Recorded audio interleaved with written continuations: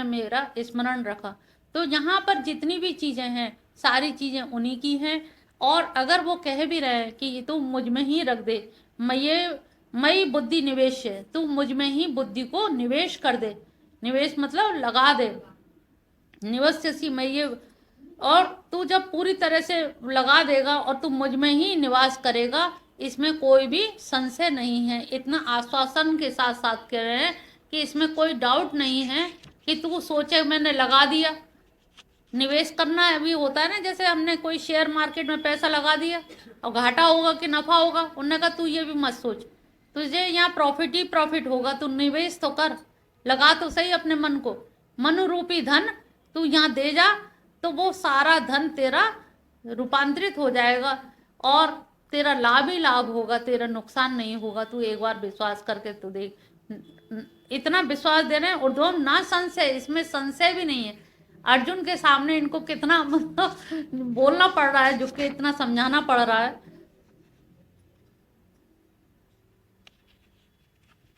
नवा श्लोक है, अथ चित्तं समाधातुं न शक्नोषि मयि स्थिरम् अभ्यासयोगेन ततो माम् इच्छातुं धनंजय माम इच्छाप्तुम। और उन्होंने कहा मैं इतनी सारी चीजें इससे कह तो रहा हूं कि तू निर्गुण निराकार को पाले, सगुण साकार को पाले, लेकिन इसकी भी इच्छा है कि नहीं है? ऐसा तो नहीं है मैं ही बोले जा रहा हूँ इसकी इच्छा ही ना हो। ये तो यही सोच रहा होगा ये तो मेरे सगे संबंधी है, मिले मिलाए, इनको क्या मैं मतलब वो करूं कि ये कृपा साध्य हैं कि साधन साध्य हैं, मुझे क्या लेना देना, ये तो मेरे अपने हैं ही हैं, इनको मैं क्या प्राप्त करूं। और सामने सगुण साकार खड़े हुए हैं और फिर भी कह रहे हैं अव्यक्त निर्देश से जो है वो भी मैं ही हूं। तो अब बताओ मैं कैसे, तुम तो सामने खड़े हुए हो, और वो जो निर्गुण निराकार की उपासना करेंगे वो तुम्ही को प्राप्त करेंगे। ये भी कुछ गले नहीं उतर पा रही बात कि एक ही व्यक्ति जो सामने सगुण साकार है, मेरा रिश्तेदार है, मेरा सखा भी है, सब कुछ है, लेकिन फिर भी वो पता लगा कि कहीं ना कहीं से निर्गुण निराकार ध्यान जो कर रहे हैं, जो यज्ञ कर रहे हैं, अनुष्ठान कर रहे हैं, जब तब कर रहे हैं, वो सब के सब आप ही को प्राप्त करेंगे और आपको प्राप्त करने के लिए वो लोग प्रयास कर रहे हैं। लेकिन मेरे ये समझ में नहीं आता कि ऐसा कैसे संभव है जो सगुण साकार रूप में भी आप ही हो और इस विराट स्वरूप में भी, जबकि अभी विश्व रूप देख के चुका है, अभी जस्ट पहले की बात है, अभी ज्यादा समय भी नहीं हुआ। तो अब यहाँ पर कह रहे हैं अथ, अब यहाँ से उन्होंने शुरू किया, अथ माने शुरुआत होती है, अथ यानी कि इसके बाद, ये भी हो सकता अभी तू उससे मन मांगा, बुद्धि मांग, इतना सब, इसके बाद अब ऐसा कर, तेरे अगर कुछ भी बस में नहीं है तो तू अभ्यास कर। तू अगर नहीं कर पा रहा है, तेरा मन नहीं लग पा रहा है, मन देने में भी तुझे संकोच हो रहा है, इतना तुझे विश्वास दिला दिया, तो यहाँ अथ शब्द जो है ये क्या है, शुरुआत सूचक है, शुभारंभ हो रहा है। तो शुभारंभ हो रहा है तो उसमें कह रहे हैं कि चित्तम समाधातुम शक्नोषि मयि स्थिर, कि यदि तुम चित्त मुझ में स्थिरता पूर्वक नहीं लगा सकते हो तो अभ्यास योग के द्वारा तुम मुझ में ही लगाने का यत्न करो। अगर नहीं लगा पा रहे हो तो भाई मैंने इतने प्रयत्न बताए सारे असफल हो रहे हैं, तो तुम ऐसा करो अभ्यास योग, अभ्यास योग के द्वारा। और अभ्यास योग क्या होता है, कोई गंवार से गंवार व्यक्ति भी होगा, अभ्यास करता रहेगा तो वो टेक्निक से करत करत अभ्यास के जड़मत हो सुजान, तो वो भी सुजान हो जाएगा। इसलिए तू किसी तरह से अभ्यास ही करता रहे। और अभ्यास करने से इससे क्या होगा, अभ्यास कैसे करें, उन्होंने कहा तू मेरे निरंतर लीला गुण इन सबका तू श्रवण कर, लोगों कथा सुन, भागवत कथा बार बार सुन, नृत्य कर, भजन कीर्तन कर, जोर जोर से कर, नृत्य कर। जब ये सब तू करेगा तो तुझे फिर आदत, जब उसी टाइम 4 से 5 का ही कीर्तन होता है और 2-3 दिन तुम नहीं जा पा रहे हो किसी कारण, तो तुम्हारा मन विचलित होएगा। तो मन बेचैनी का मतलब है कि वहां से टेर आ रही है, वो बुला रहे हैं तो हमारा मन वहां लगने लगा है, तो उन्होंने कहा लीला गुण अवगाहन करने लगोगे, तुम कीर्तन करने लगोगे, और जितना तुम करोगे तो इससे क्या होगा, अभ्यास बढ़ेगा, और अभ्यास बढ़ने से क्या होगा कि तुम्हारी आदत बनने लगेगी, और आदत बनने से क्या होगा, फिर तुझे चस्का लग जाएगा, फिर तेरी लगन बढ़ जाएगी, फिर निष्ठा बढ़ जाएगी, और फिर तेरी श्रद्धा बढ़ जाएगी। जब तेरी इतना सारी प्रक्रिया करेगा तो इससे लाभ ही लाभ हैं, निरंतर लाभ होंगे, और उस लाभ का तू फायदा उठा सकता है।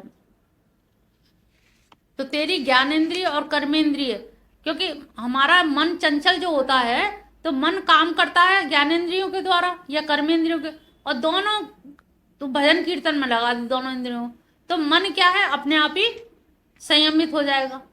जब तुम तेजी से नाचते हो तो क्या होता है, तब मन नहीं नाचता, इंद्रियां नाचती हैं।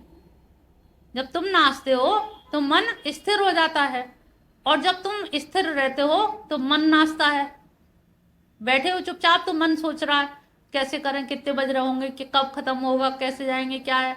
और जब तुम्हें नाचने के लिए खड़ा कर दिया जाए तो फिर बजे घड़ी नहीं देखोगे, फिर टाइम ही नहीं है, अरे नाच लें पहले, क्योंकि मन एकाग्र हो गया। इसी को हलसिक नृत्य कहते हैं। मन को एकाग्र करने के लिए भी ये विधा है कि अगर तेरा मन नहीं लग रहा है तो तू नाच खूब उछल उछल के, मेरे लीला कीर्तन करके तू उछल के नाचेगा, तो तेरा मन एकाग्र अपने आप हो जाएगा, और तू एकाग्र मन को फिर रखेगा कहाँ, ले कहाँ जाएगा, वो मेरे चरणों में ही आएगा। तो ये एक विधा है, अगर तू कर सकता है, अगर नहीं तेरे पे कोई और उपाय है तो तू ये काम कर सकता है, और इससे तेरा कल्याण ही कल्याण होगा।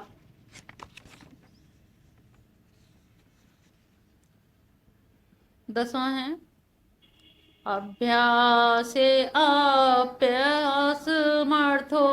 असीमत् कर्म परमो भव मदर्थमपि कर्माणि कुर्वन् सिद्धिं वापस्यसि।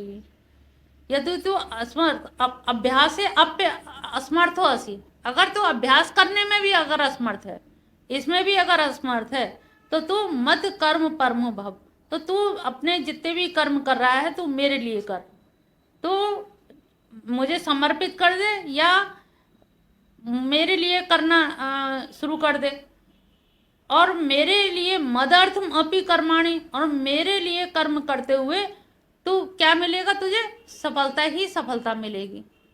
तू केवल मेरे लिए कर्म कर, तू अपने लिए भी कर्म मत कर।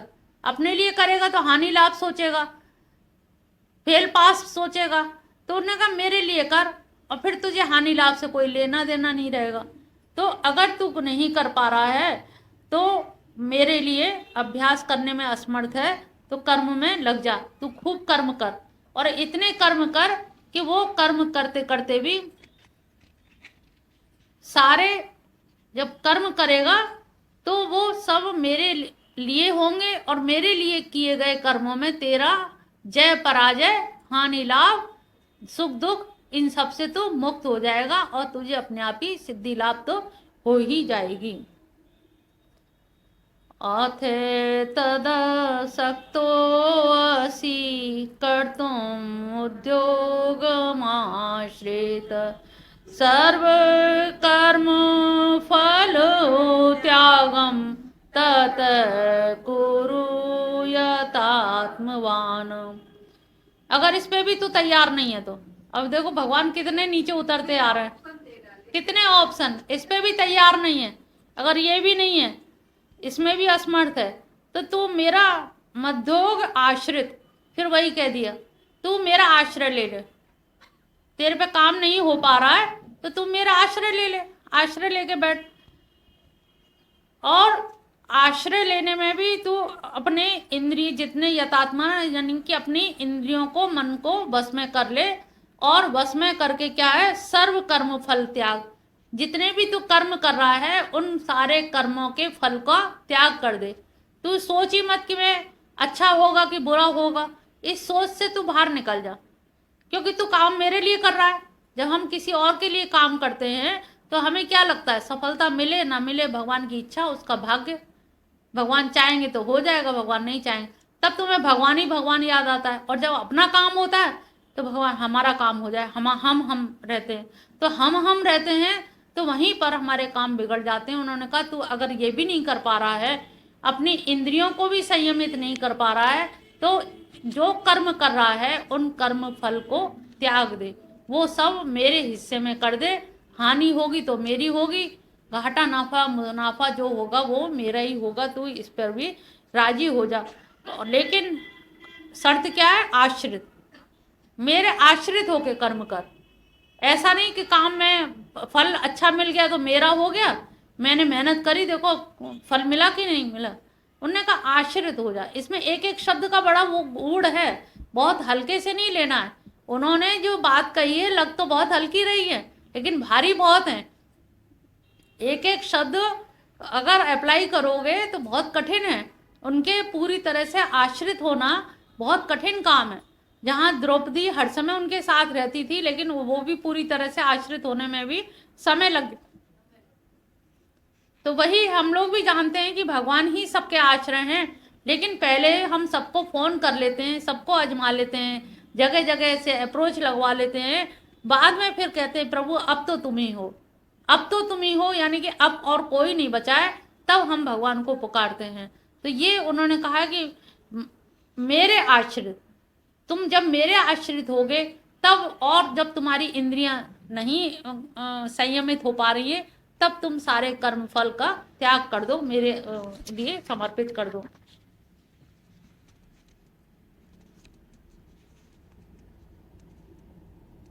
बारहवां है, श्रेयो हि ज्ञानम अभ्यासात् ज्ञानाद ध्यानम विशेष ध्यानात् कर्म फल त्यागा त्यागा शांतिरनंतरम।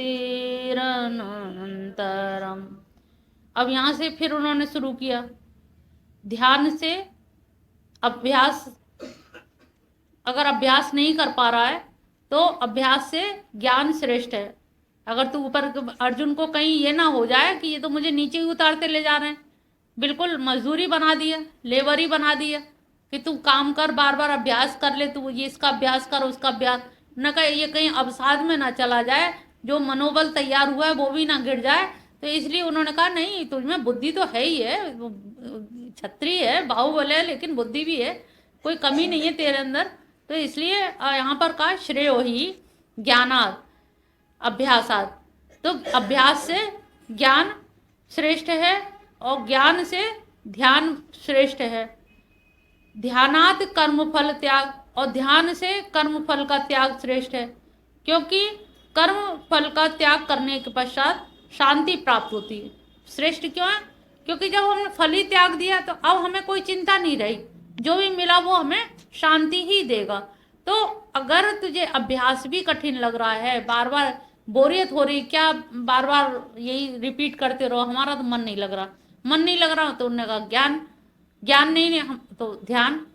पहले भाई त्रेता युग में, वो सती युग में पहले ध्यान ही लगता था, तपस्या ही करते थे, फिर यज्ञ यागादि करने लगे त्रेता में, द्वापर में दान पुण्य हो गया, अब कलयुग में केवल नाम संकीर्तन रह गया, नृत्य। तो कितना सरल यहीं तक ला रहे हैं, बात द्वापर में कर रहे हैं, लेकिन ला रहे हैं कहाँ? कलयुग तक लेकर के आ रहे हैं कि तू कुछ नहीं कर पा रहा है तो कर्म फल त्याग दे, तू केवल मेरे कर्म, मेरे लिए कर्म कर, मेरे लिए कर, जो भी है सारे कर्म फल त्याग दे।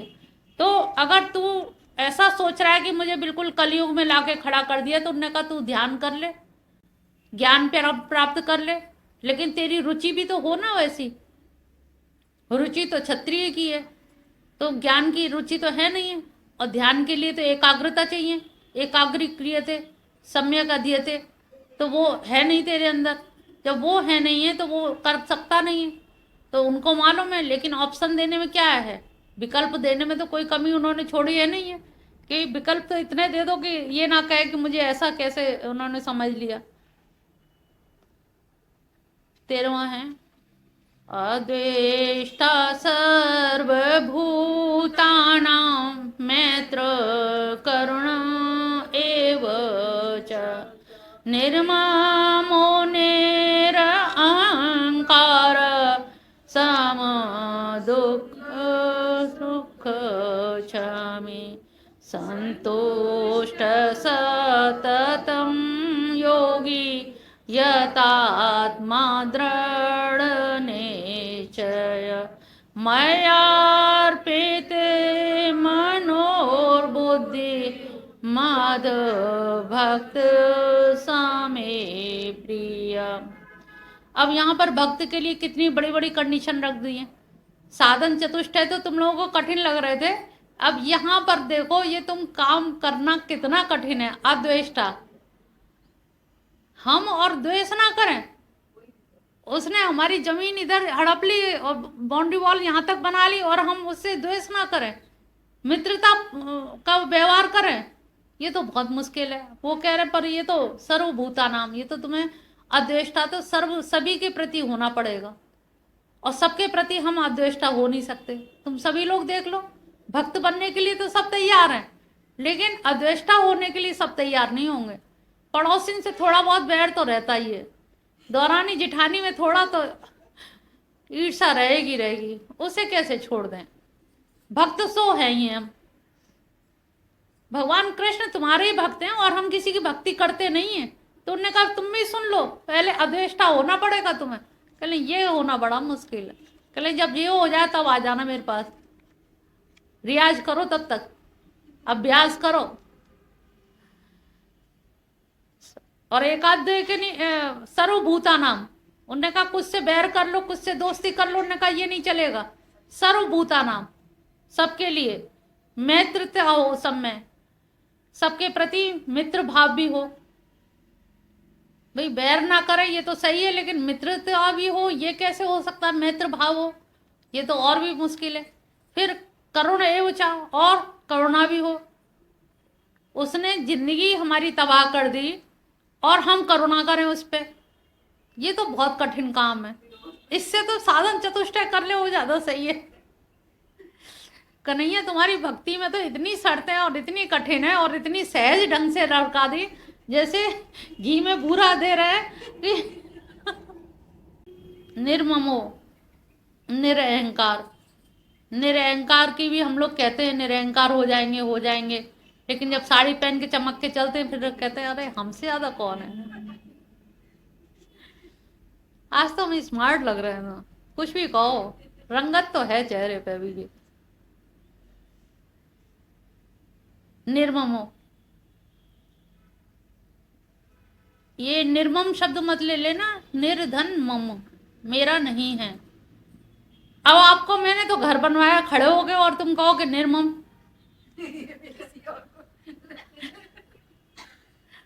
ये मेरा नहीं है, ये कैसे हो सकता है? एक एक ईंट तो हमने खड़े होके चिनवाई है इसमें, और कितनी ईंटें चिनी होंगी, और वो कह रहे हैं निर्मम।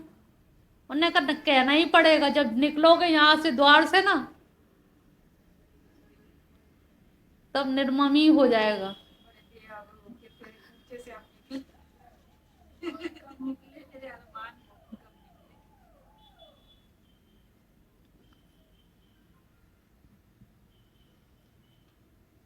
अब सुख दुख में समान कितना कठिन है। मतलब एक एक चीज बहुत भारी है, कई कई किलो टन भर की है। शब्द छोटे हैं लेकिन बड़े मन भर के इनमें वजन है। क्षमी, कैसे क्षमाशील हो जाए, ससुराल पक्ष से तो कतई नहीं हो सकते।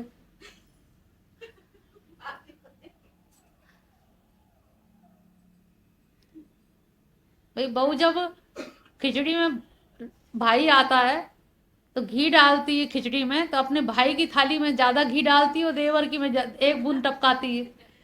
तो वो हाथ को कैसे पता कि ये भाई है और ये देवर है? क्योंकि आपकी रग रग में इतनी चीजें बसी हुई हैं। आप परिवर्तन करना चाहें तो यहाँ पे फिर आ जाओगे, अभ्यास ही करना पड़ेगा तुम्हें कि बराबर का ही चम्मच तोल के देना है, बराबर बराबर चम्मच देना है। तभी कहा जाता है ना पांत में धुमात नहीं की जाती है। ये नियम इसीलिए बनाए गए हैं कि पांत में धुमात ना हो, नहीं तो पाप पड़ता है। लेकिन हम लोग धुमात कर ही जाते हैं, क्या करें? ये उंगलियां ही ऐसी हैं, फैल जाती हैं, कहीं सिकुड़ जाती हैं। इन उंगलियों को हमने ना समझाया है ना कुछ कहा है, ये कहाँ फैलेंगी कहाँ सिकुड़ेंगी यही जाने।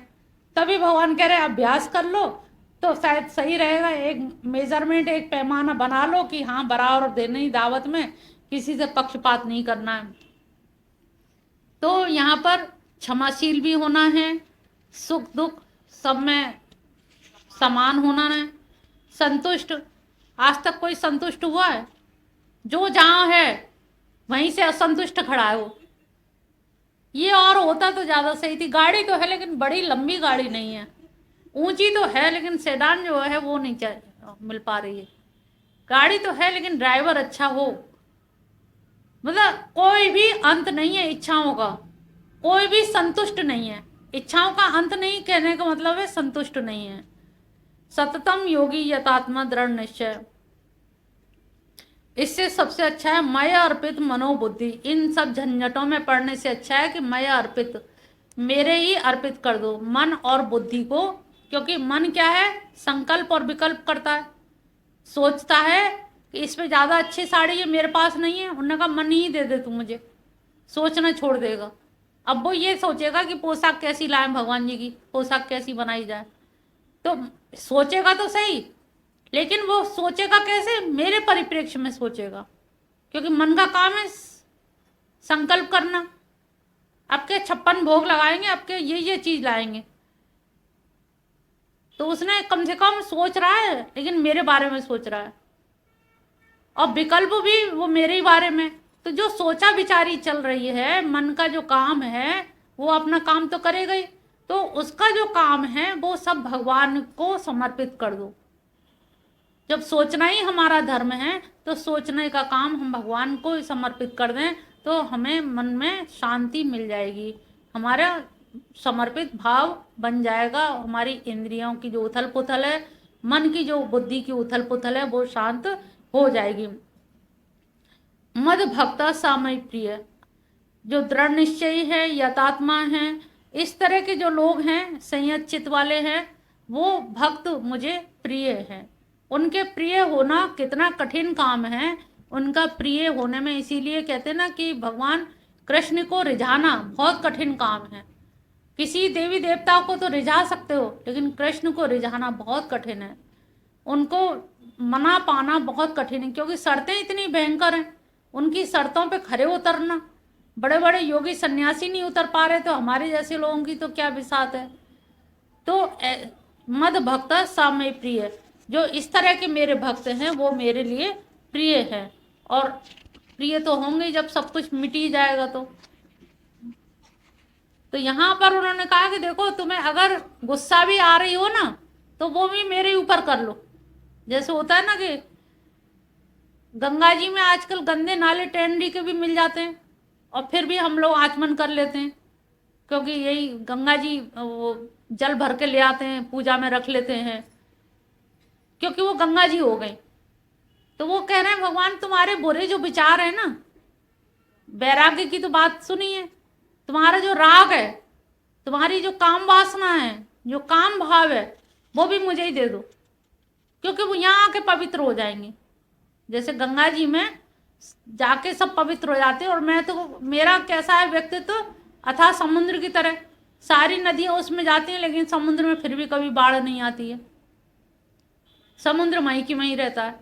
तो तुम्हारे अंदर के जो कुभाव है, भाव कुभाव अनघ आलस हो, तो सारे बुरे से बुरे विचार भी, वो कह रहे तुम्हें क्रोध भी आ रहा है तो मेरे ऊपर करो, तुम्हें कोई भी बात आ रही है तो मेरे ही लिए करो, मुझे ही लक्ष्य करके करोगे तो वो भी भाव भी पवित्र हो जाएगा। तो जब वो भाव पवित्र हो जाएगा तो केंद्र में मैं ही रहूंगा। तो जो भी कुछ विचार है, जो भी कुछ सोच है, वो सब सोच आपकी मेरे ही प्रति रहेंगी, उसमें कहीं कोई अमंगल नहीं होगा। जब पूतना शरीर को मैंने माँ का दर्जा दे दिया, शिषपाल गाली दे रहा है, और फिर भी उसकी जीवात्मा मेरे चरणों में ही समर्पित हो गई, उसकी भी मुक्ति कर दी। तो जिन्होंने भी गाली भी दी है, तो वो कहते हैं ना, मुझे विमुख जीव नहीं पसंद है। जीव कौन सा पसंद है? गाली दे लेकिन सामने खड़े होकर दे, सन्मुख हो। विमुख पसंद नहीं है, पलट के मत खड़ा हो। कोई हमारे ही सामने पीट करके खड़ा हो तो गुस्सा लगेगी कि नहीं? भाई तुम्हें जो कहना है सामने कहो, हमसे कहो, विनती करो या शिकायत करो, जो भी करना है। तो भगवान कह रहे हैं मुझे विमुख जन पसंद नहीं है, सन्मुख जन पसंद है। वो चाहे गाली दें, चाहे बुरे भाव से कहें, कैसे भी उलाहना दें, शिकायत करें, वो मुझे सब बर्दाश्त है, लेकिन विमुख जन पसंद नहीं है। अभी तक जो भी आए मेरा संहार करने के लिए आए, बड़े बड़े दैत्य आए, लेकिन मैंने फिर भी सबको मुक्ति प्रदान की, क्योंकि वो लक्ष्य मुझे बना के लेके आए। तो उनके मारने का लक्ष्य मैं ही था। तो लक्ष्य कौन है? लक्ष्य भगवान हो। तो हमारे हर क्रिया का लक्ष्य भगवान हो, साध्य भगवान हो, तो वहाँ पर हमारा कल्याण है। तब फिर हमें ये खलेगा नहीं कि हम बुरे विचार कहाँ जाके डालें। कोई अलग से गंदा नाला तो बना नहीं है। तो हम सारे विचार, हमारे पाप और पुण्य, हमारे दुर्विचार, सबके सब इन्हीं के समर्पित हैं, और इनको जब हम समर्पित कर देंगे तो अपने आप ही हमारा कल्याण हो जाएगा। तो ये जो है इनको बड़ा ध्यान से पढ़ना। अद्वेष्टा होना कितना कठिन काम है, कैसे करना है, किस प्रकार से।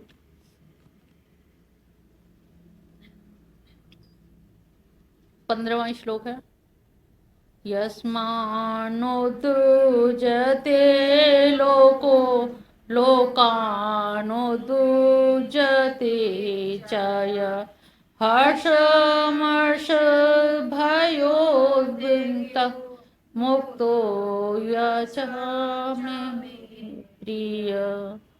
जिसमें संसार में जिससे कोई उद्विग्न ना होता हो। होता है ना, अरे ये आ गई, आते ही मुंह बन गया, ये और आ गए। जिसके संसार में या समाज में उठने बैठने से कोई किसी को उद्विग्नता ना होती हो, या जिसके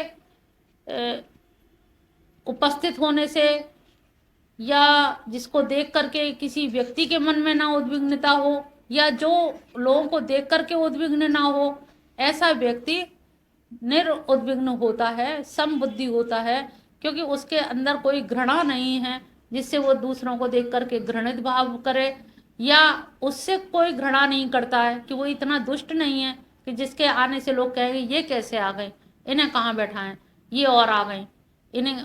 तो ये भाव ना हो। तो इस तरह के उन्होंने। और हर्ष अमर्ष, भय और उद्वेग से मुक्त पुरुष मेरा प्रिय है, जिसमें अमर्ष भी ना हो, भय भी ना हो, उद्वेग भी ना हो। उद्वेग क्या होता है? हम लोगों में छोटी छोटी कोई बात होती है, एकदम आक्रोश में आ जाते हैं, वेग में आ जाते हैं। तो उद्वेग भी ना हो और हर्ष भी ना हो। हर्ष को तो बहुत अच्छा